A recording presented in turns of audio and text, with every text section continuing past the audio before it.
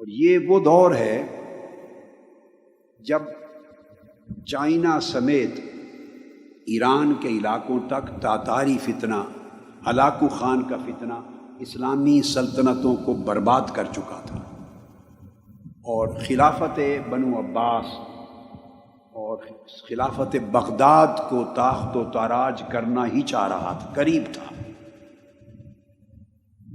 اور اسلامی سلطنتوں کی شمع بجھتی جا رہی تھی۔ یہ وہ دور تھا۔ مگر اسی وقت یہ جو ترکی کے علاقے ہیں قونیہ اور یہ سارا وسطی علاقہ، یہ جو علاقہ ہے، ادھر ہلاکو خان اور چنگیز خان نے اپنے نمائندے اور لشکر بھیج دیے ہوئے تھے۔ آفیشیل یوٹیوب چینل کو سبسکرائب کریں اور بیل آئیکن کلک کریں۔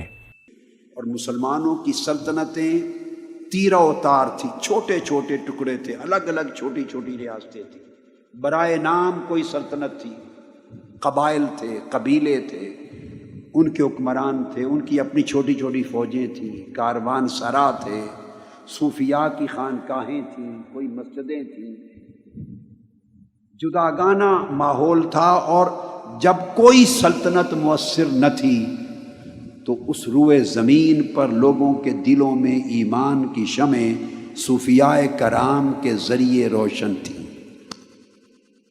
صوفیاء کرام کے وجود سے شمعہائے ایمان روشن تھی۔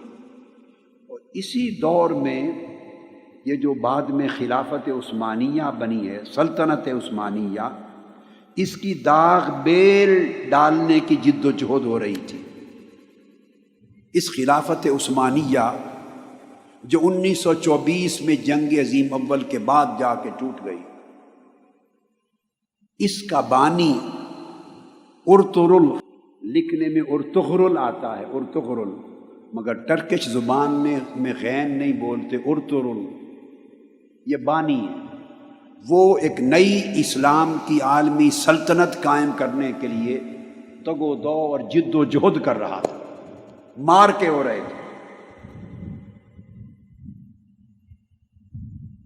656 ہجری کے قریب تاتاری فتنہ بغداد آیا ہے، اور 22 سے 24 لاکھ مسلمانوں کا قتل عام کیا ہے، اور دریائے دجلہ ہفتوں تک 2.5 ملین مسلمانوں کے خون سے سرخ ہو کے بہتا رہا۔ 656 کے قریب یہ فتنہ یہاں پہنچا۔ ادھر مقابل سلطنت عثمانیہ کی تشکیل کی جد و جہد شروع تھی۔ ارطغرل یہ سلیمان شاہ کا بیٹا تھا،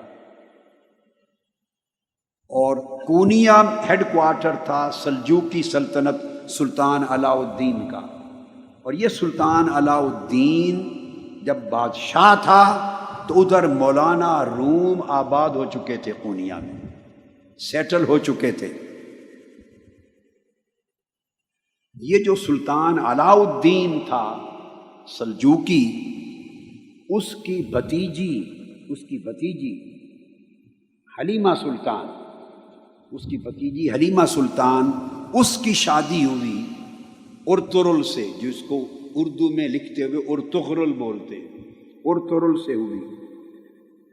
اس کے 3 بیٹے ہوئے، اس کا چھوٹا بیٹا، اس کا نام تھا عثمان۔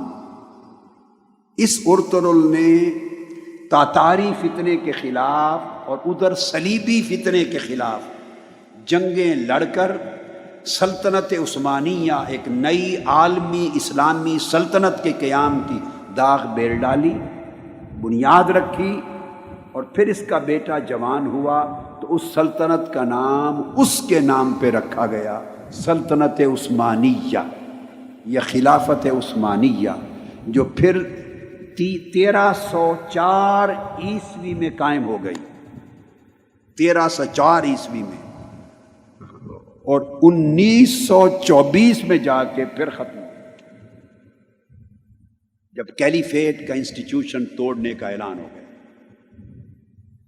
یہ ضمناً ایک تاریخ کی چھوٹی سی جھلک تھی، وہ بتائی میں نے۔ یہ وہ دور تھا جب مولانا روم آئے، یہ ارطغرل جس کی میں نے بات کی سلطنت عثمانیہ کا بانی، اس کی ڈیتھ ہوئی ہے 680 میں۔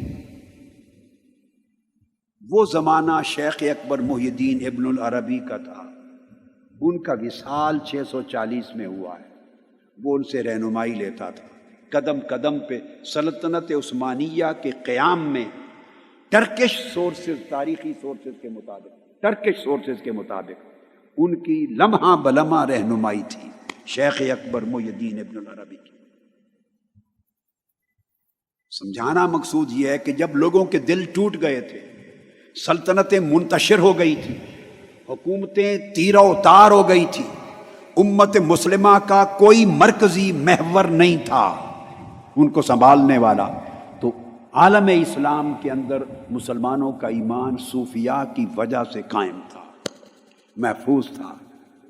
یہ وہ دور ہے جس میں مولانا روم بھی آئے ہیں، اور سلطان شمس تبریز جب وہ کونیا پہنچے تو 642 ہجری میں مولانا روم